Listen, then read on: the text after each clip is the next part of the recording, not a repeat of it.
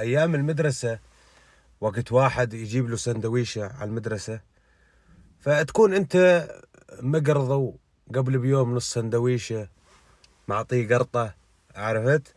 فثاني يوم هو الله يرزقه ويجيب سندويشة تكون مدسمة يعني، عرفت؟ فتقول له انت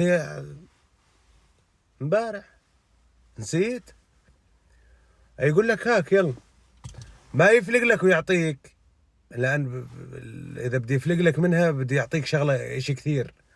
فيقول لك هاك اقرط، ويحط اصبعه او ايده مشان ما تكثر الا، لان اذا تركك عفيالك، اني مره واحد تركني عفيالي ظلت الورقه بيده بس، تركني اكل مثل ما بدي يعني، فغمت فغمه ظلت الورقه بيده. فالعالم كانت حذره كثير هذيك الايام، يعني يقول لك اقرط من السندويشه ويحط لك اصابعه، تقضب انت تقول له ارخي نزل شوي، ما في غير هوا، نزل ايدك على تحت شوي، ينزل اي شيء تلقط لك نتفه. فكان مسألة القياس كثير يعني دقيقة، عرفت؟ وكان يتحكموا فينا كمان بقصة الكازوزة.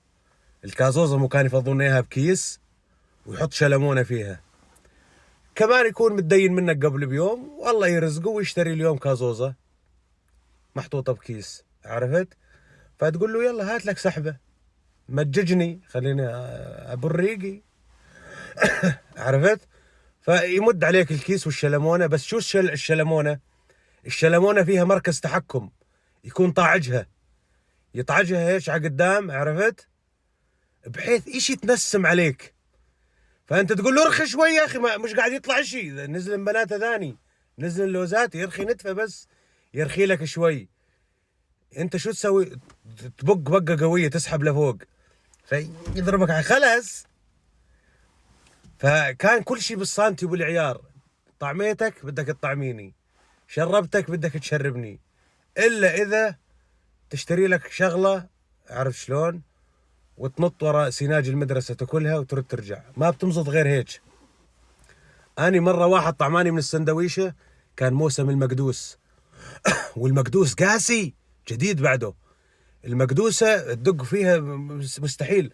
فاعطاني عضه، عضيت من السندويشه هيك طلعت معي مقدوسايه كامله كامله، عرفت شلون؟ الزيت يشرور شروره، تقول مفترس، وينك؟ مفترس غنمه، بس عادي كله بروح.